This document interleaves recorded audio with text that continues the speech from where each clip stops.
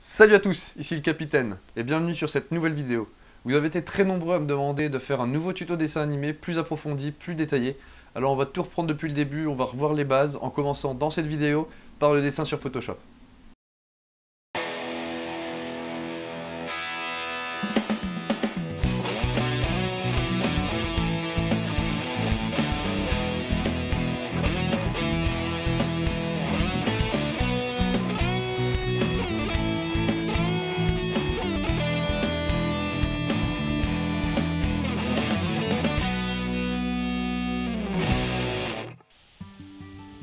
On est donc dans Adobe Photoshop, c'est ici qu'on va dessiner nos personnages pour pouvoir ensuite les animer sur d'autres logiciels. Donc on va regarder les différents panneaux avant de regarder les outils. Donc les outils justement on va les trouver dans le panneau de gauche, ici. C'est ici qu'on va venir sélectionner les outils qu'on voudra, où on pourra utiliser des raccourcis clavier que je vous donnerai au fur et à mesure et que je vous invite à noter pour gagner énormément de temps dans vos dessins. Là ici on va pouvoir régler les différents outils qu'on utilise. Par exemple pour la brosse, tout ce qui va être taille, opacité, ça va être ici que ça va se régler. Là ici on va avoir les couleurs. Donc là ici on a une échelle de teinte.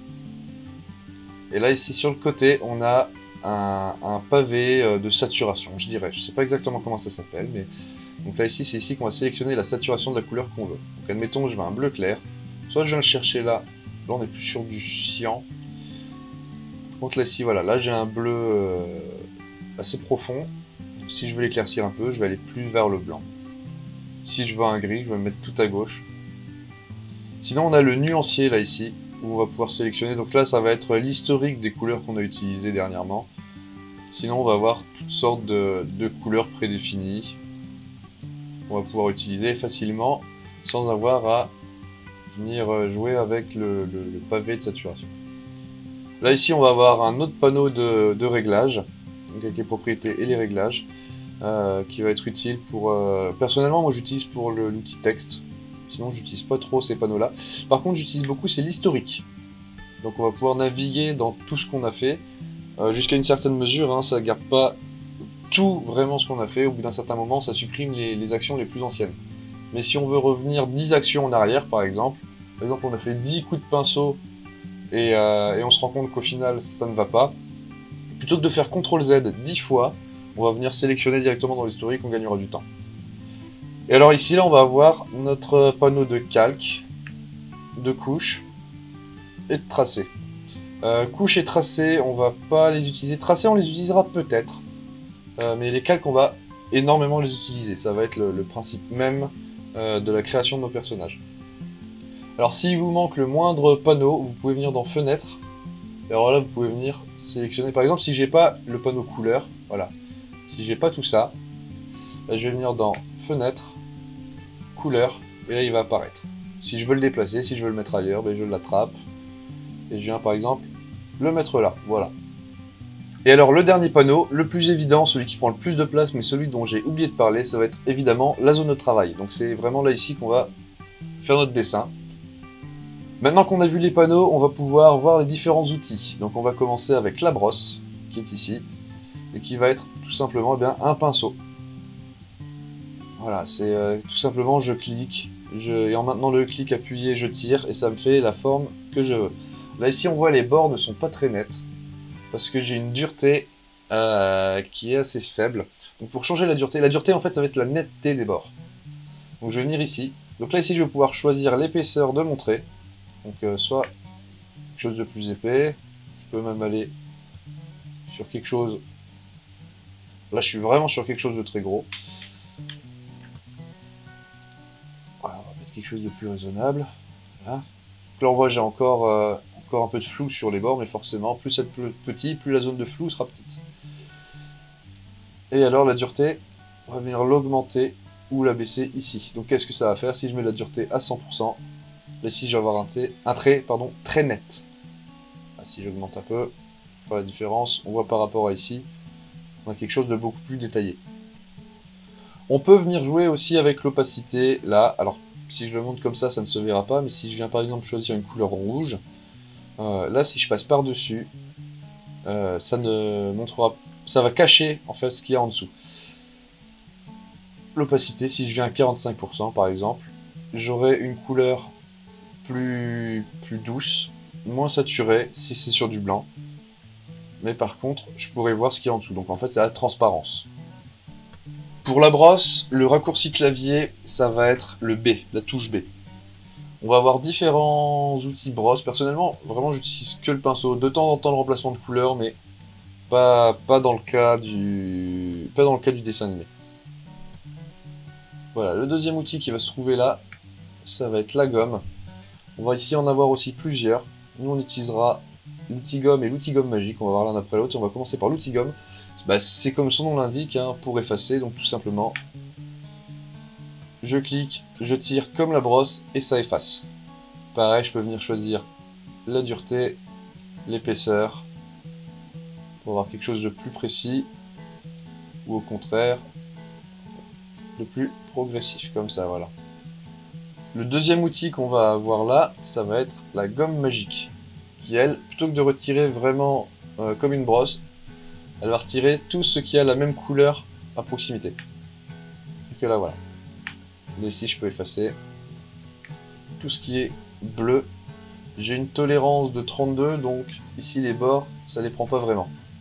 Donc là, ici, j'ai des carrés de transparence. J'ai une grille de transparence en dessous, parce que je suis sur un seul calque. Mais on va revenir au début. Admettons, je vais créer un nouveau calque ici. Et je vais venir dessiner sur ce calque. Donc B pour reprendre ma brosse. Voilà, je dessine. Je prends ma gomme magique. Si je viens effacer, ça va juste effacer ce qu'il y a sur ce calque. Et comme en dessous de ce calque, il y a du blanc, ça n'effacera pas le blanc là, ce coup-ci. Donc ce qui me permet, par exemple, si je crée un troisième calque et qu'on va prendre du bleu, encore une fois, et que je viens peindre par-dessus, si j'efface là, ici, ça ne va effacer que le bleu et garder le rouge qui est en dessous. Le troisième outil, ça va être le pot de peinture. Donc le pot de peinture, pour le raccourci clavier, ça va être le G. Et alors ça va tout simplement être un outil de remplissage. Voilà, donc je clique et ça remplit toute la zone fermée autour de ce qu'il y a, autour de là où on a cliqué. Donc si par exemple, je viens faire une forme comme ceci, on va reprendre ça. Voilà, je viens faire une forme comme ça. Si je prends mon outil de pot de peinture, ça va me remplir la forme que j'ai dessinée.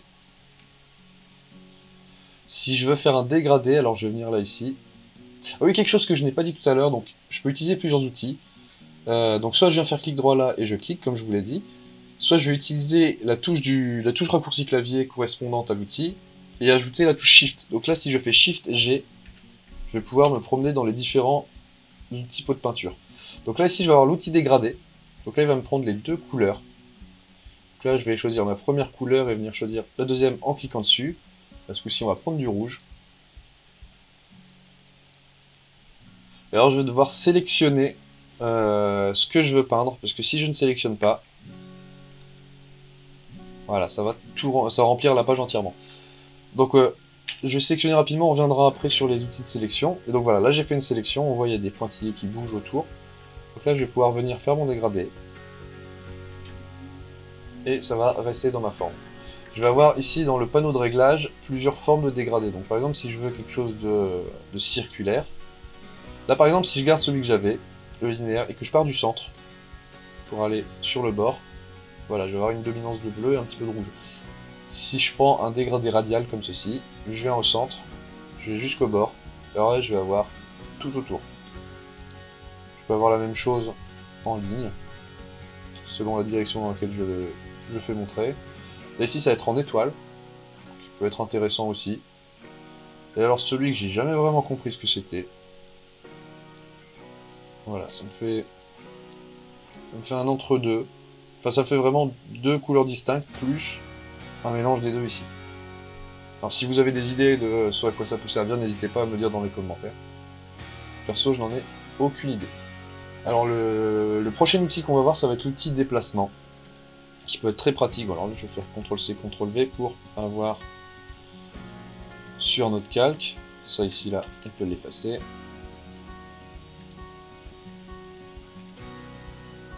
Ah. Voilà. Donc l'outil déplacement va se trouver ici, sinon ça va être la touche V. Donc tout simplement, je vais venir cliquer, maintenir mon clic sur mon objet, et je vais pouvoir le déplacer comme ça sur la feuille.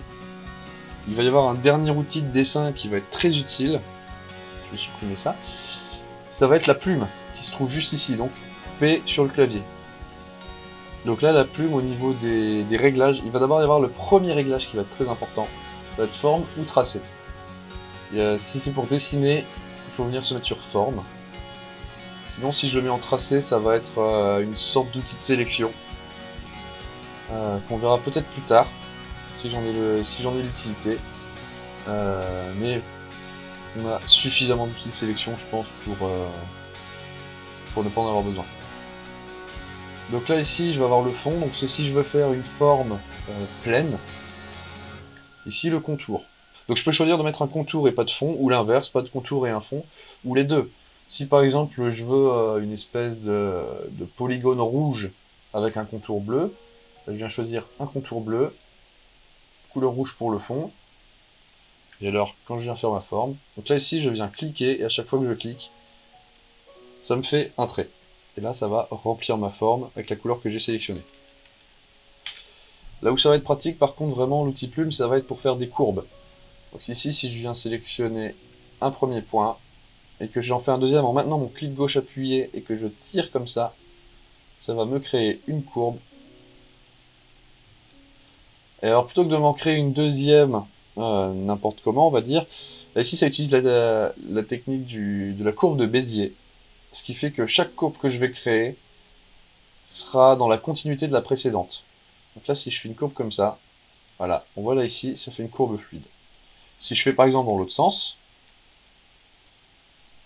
plutôt que de me faire un coin là ici pour partir là, ça va d'abord finir la première courbe, en créer une petite pour repartir dans l'autre direction, et voilà, comme ça.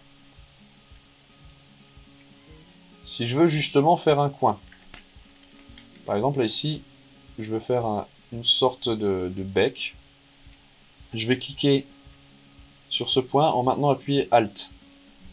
J'appuie sur Alt, je clique ici, et là maintenant on voit il n'y a plus qu'un seul bras pour changer la courbe. Donc si je refais une seconde courbe, ça va me créer un coin ici. Et là ici je peux venir terminer comme ça. Voilà. Tout simplement. Et l'avantage de la plume, c'est que si au final je suis pas fan du bleu, que je veux plutôt mettre du vert, et que je trouve que le trait est un peu fin, là, je peux venir choisir contour. Je vais dans mon nuancier, choisir du vert, et je peux venir augmenter le contour ou le baisser à ma convenance. Alors les prochains outils qui nous seront utiles, ça va être les outils de sélection. Donc là ici je vais créer un nouveau calque. Je viens faire une forme rapide comme ça. Tranquillement. Voilà, je viens le remplir. Alors les outils de sélection qu'on va avoir, on va avoir ici le rectangle ou l'ellipse de sélection. Donc je peux venir sélectionner les deux ici avec M, ou Shift M si c'est pas sur le bon. Donc qu'est-ce que ça va être, hein? Tout simplement, ça va juste être une forme géométrique pour venir sélectionner. Donc là, si par exemple je veux venir eh bien, mettre du rouge dans le rectangle, je vais prendre ma brosse.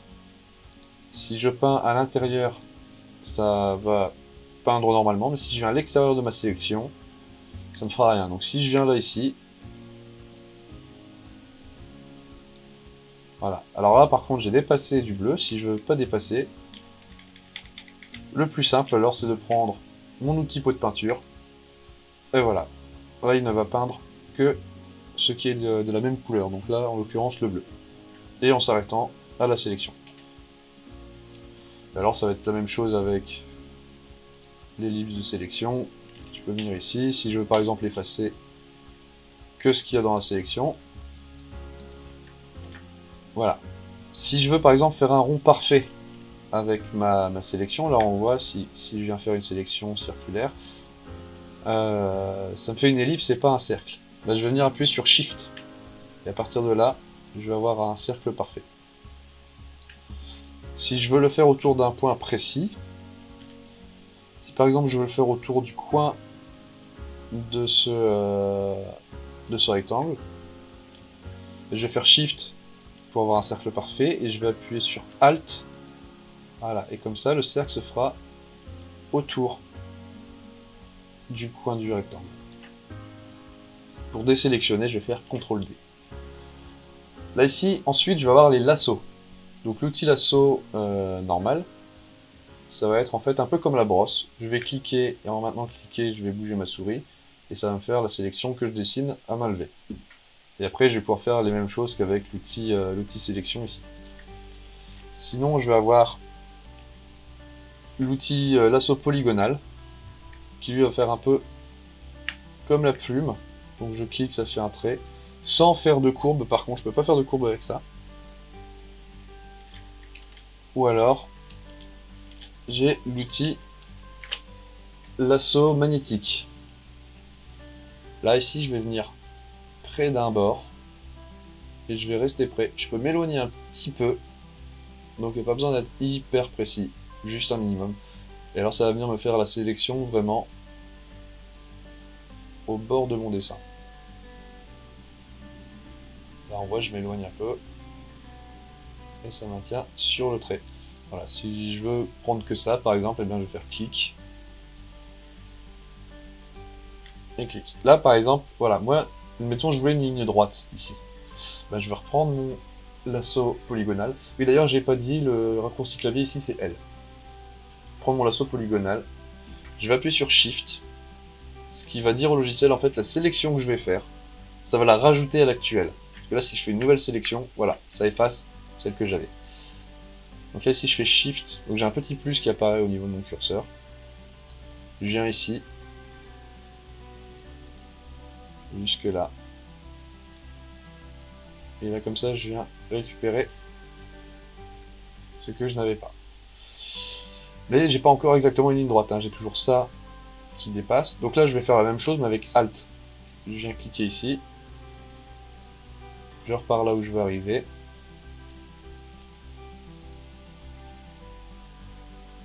Voilà. Et là, j'ai une sélection avec la ligne droite que je voulais. Admettons, je veux sélectionner juste le bleu et pas le rouge. Alors, pour gagner du temps, plutôt que de prendre de lasso polygonal, de venir chercher comme ça, je vais venir prendre la baguette magique, qui elle va en fait, comme le pot de peinture, en fait, ne sélectionner que ce qui a la même couleur. Donc là, ici, ça vient me sélectionner tout le bleu qui est ici. Par contre, admettons, on va faire une autre forme. Voilà, admettons, je fais une autre forme ici. Admettons, je viens prendre ma baguette magique. Ça ne va sélectionner que le bleu qui est là, qui touche ce que j'ai sélectionné.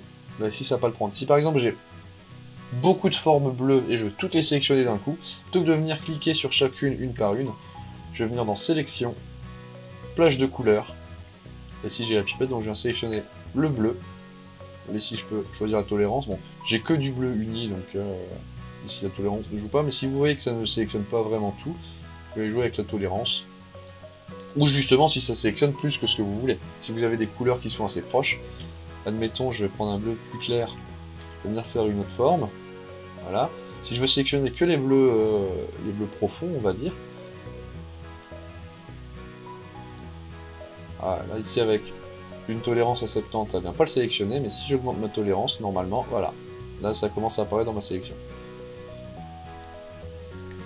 Et voilà, et là, j'ai que le bleu qui est sélectionné. On va voir un dernier outil qui peut nous être utile, qui ne sera pas forcément obligatoire, mais qui peut être utile. Si par exemple on va faire des designs pour des décors ou pour des t-shirts ou quoi, ça va être l'outil texte. Donc ça va être T, tout simplement, sur le raccourci clavier. Donc là, je viens cliquer. Et alors là, je vais venir écrire tout simplement mon texte.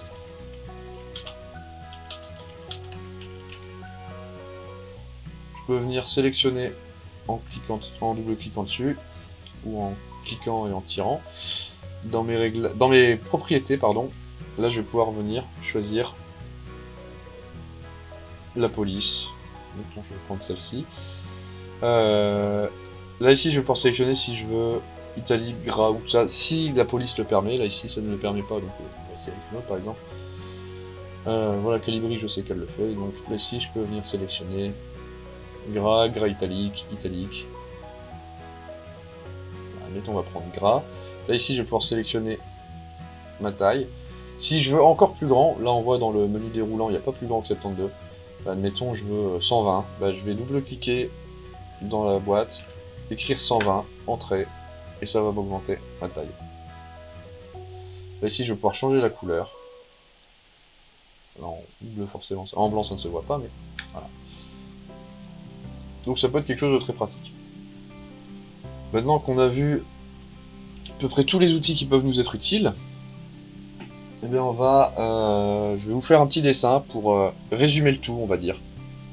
On va revoir tous ces outils-là mis en pratique pour résumer. Donc, je vais commencer par créer un nouveau calque, prendre une brosse grise,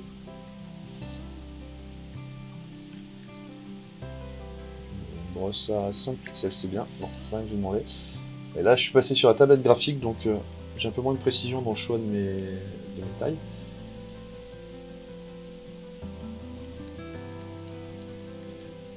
Donc là, ici, avec ma brosse grise, je viens dessiner grossièrement la forme globale de mon dessin, pour pouvoir venir la repasser ensuite.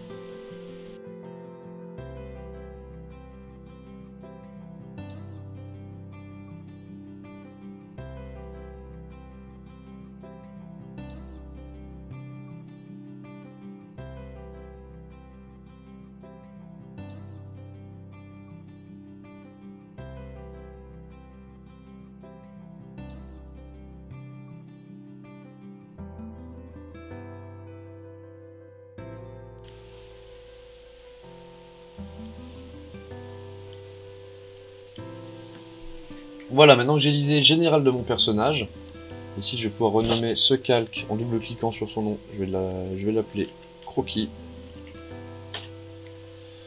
Et je vais venir en créer un second. Et avec mon outil plume, je vais venir repasser. Oula. Je vais venir repasser, je disais donc.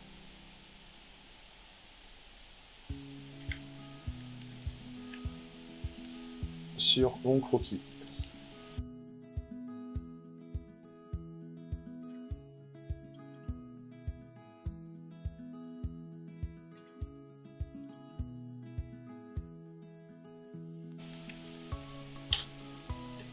Voilà, maintenant que c'est fait, je vais pouvoir venir sélectionner mes deux calques en faisant Shift et en cliquant sur les deux. Clic droit, pixeliser les calques. Clic droit, fusionner les calques. Là, maintenant, si je retire mon crayonné, je me retrouve avec ça. Donc je vais faire de nouveau clic droit, dupliquer le calque, entrer. Donc là, ça ne change rien, mais en fait, si on regarde, voilà, si j'efface les calques les uns après les autres, en fait, on voit que maintenant qu'il est dupliqué, il se retrouve exactement, enfin, il est doublé et exactement au même endroit. Donc je vais venir sélectionner je vais venir prendre mon outil de sélection. Donc que ce soit l'ellipse ou le rectangle, ça n'a pas d'importance. Clic droit, transformation manuelle, clic droit, symétrie axe horizontal. Comme ça, en fait, ça va le retourner en symétrie.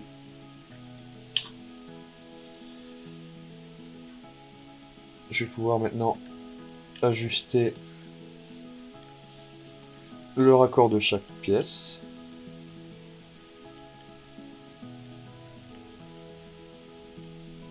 Comme ça. Et ici, il va falloir effacer un peu. Sur celui-ci aussi. CTRL 0 pour revenir à la normale. Là, ici, je vois sur les coins, c'est pas très joli.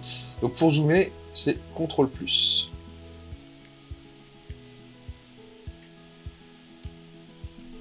J'ai pas sélectionné le bon calque, c'est pour ça que ça ne marchait pas. Ah voilà, ça marche mieux tout de suite.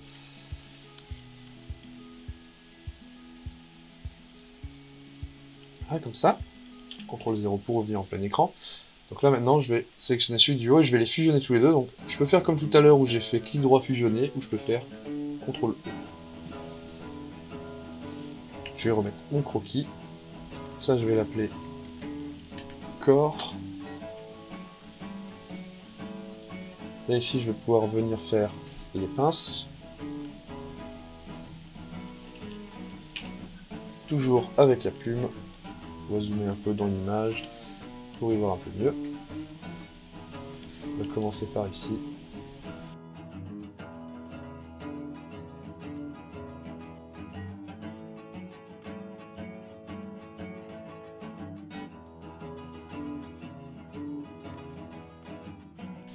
On va refaire comme tout à l'heure, je viens sélectionner les trois, clic droit, pixeliser les calques, là je fais directement CTRL E pour les fusionner, clic droit, dupliquer le calque, outil de sélection, clic droit transformation manuelle, clic droit symétrie axe horizontal, je vais essayer de les peler, à peu près pareil. Voilà, là si je peux fusionner les deux, et après le calque, pince. Maintenant on va pouvoir faire les pattes.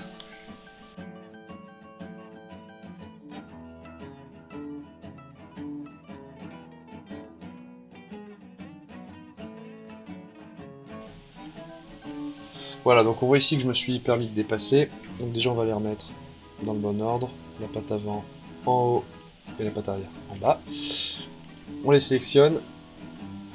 Pixeliser les calques.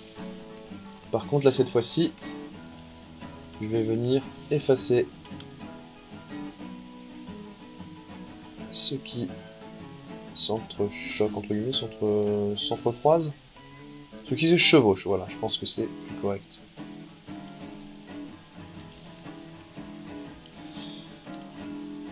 Et donc, toujours pareil. Ah non, j'ai oublié de retirer celle-ci. Donc je disais toujours pareil.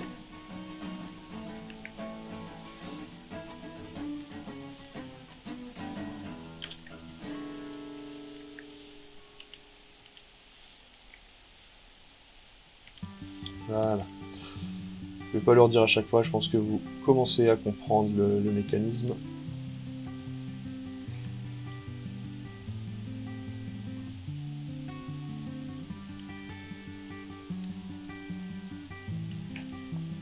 On va zoomer un peu.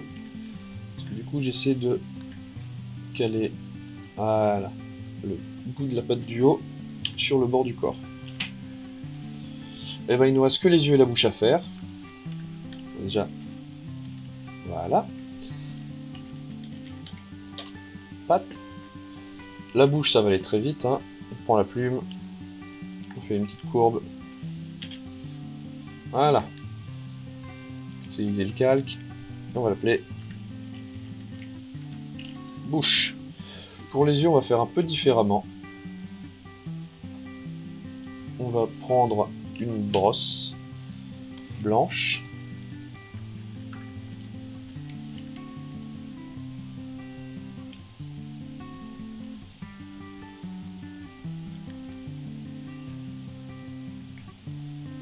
Non, on va utiliser un outil que je vous ai pas montré et qui en fait s'avère utile ici, ça va être l'outil rectangle ou l'outil ellipse. Ça fonctionnait un peu, ça va être un peu un mélange de l'outil de sélection, donc rectangle de sélection ou ellipse de sélection, et de la plume. Là ici je vais venir chercher l'outil ellipse, et alors je peux venir faire des formes exactement comme avec l'outil de sélection ellipse. Sauf que ça me fait un contour, j'ai un fond. Voilà, c'est exactement comme la plume pour ce qui est des couleurs. Et ici on va partir de là. On va faire un beau cercle qu'on va remplir de blanc.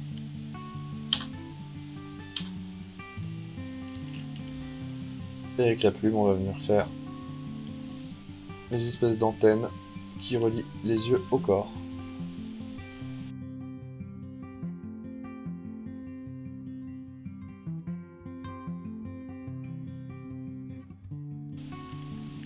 Donc là, encore une fois, hein, pixeliser les calques, on les fusionne. Œil. Je vais venir quand même rajouter une petite pupille. Voilà. Et sinon, comme tout à l'heure, dupliquer ce calque, je l'inverse.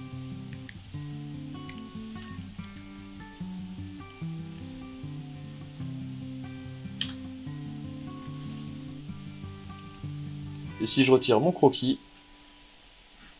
j'ai mon crabe qui est dessiné. Il va maintenant être temps de le colorer. On va venir chercher. On va prendre un rouge vif pour le dessus. Prendre mon outil pot de peinture, sélectionner le corps. Et voilà. Pour le dessous, on va prendre un rose très pâle. Ouais, comme ça. On va prendre un peu plus foncé pour le reste. Donc là, ici, si je viens remplir le bras, ça va tout remplir parce que ici, ça n'est pas fermé. Donc, ce qu'on va faire, c'est qu'on va prendre une brosse assez petite et on va venir, voilà, comme ceci, faire un trait. Et maintenant, je peux remplir. Et ça vient me remplir mon bras et pas ailleurs.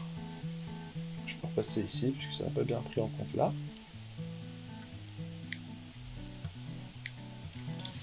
On va faire pareil de l'autre côté.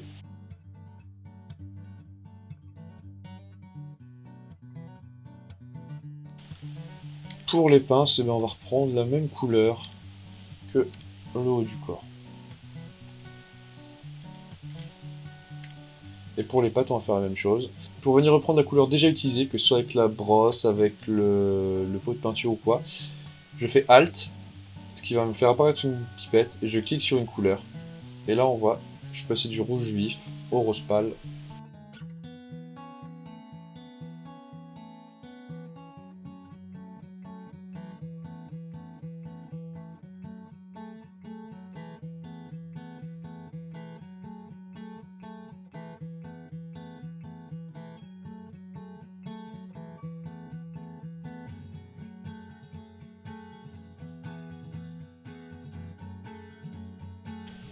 Voilà, donc là on a déjà notre dessin qui est colorié. Après, si on veut... comment je vais dire? Si on veut pousser le vis un peu plus loin, on peut venir lui faire des ombrages. Donc là, moi, c'est ce que je vais faire. Donc, admettons, la lumière vient du dessus. Je vais commencer par faire le corps.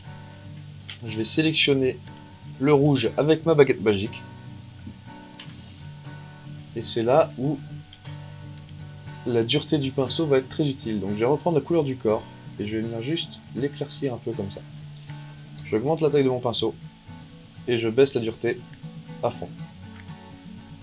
Et là, comme ça, je peux venir en allant doucement.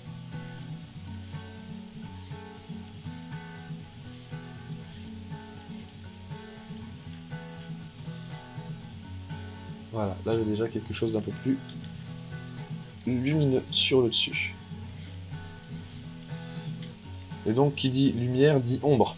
Donc là cette fois on va venir prendre le bas. On va faire pareil, sauf qu'au lieu d'éclaircir la lumière, la couleur, pardon, on va venir la foncer un peu.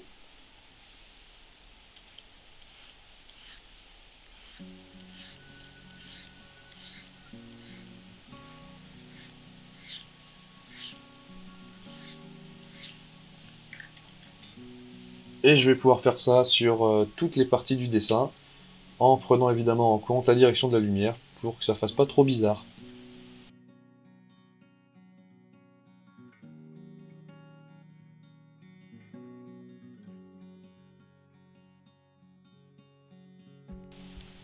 Alors petit conseil que je vous donne comme ça. Là ci, sur les pattes, on va passer de la couleur claire à la couleur foncée. Si on veut garder toujours la même couleur, moi ce que je vous conseille c'est de faire votre couleur de lumière. Voilà, j'éclaircis un peu. Et d'appuyer sur X. Et donc si on regarde ici, la couleur principale va passer en secondaire. Donc là maintenant je peux venir rechercher ma couleur pour l'ombrage. Je vais même venir chercher celle-ci. Comme ça je pourrais masquer un peu la transition entre les deux. Donc maintenant chaque fois que j'appuie sur X, ça passera de l'ombre à la lumière.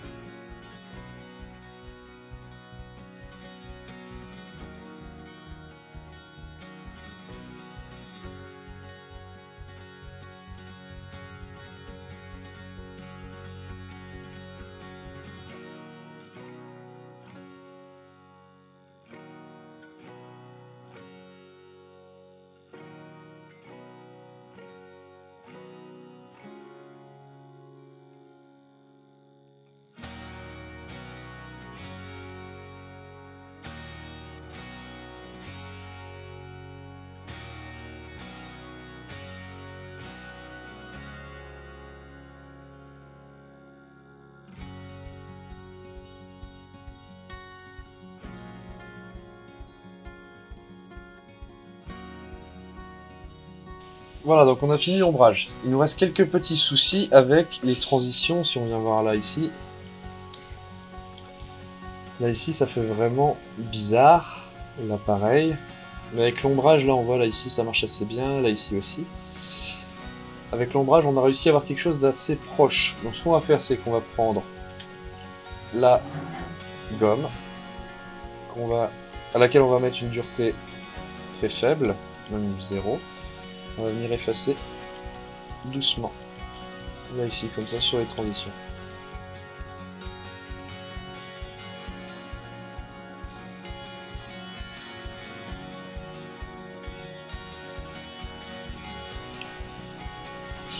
Et voilà, on a notre crabe qui est fini.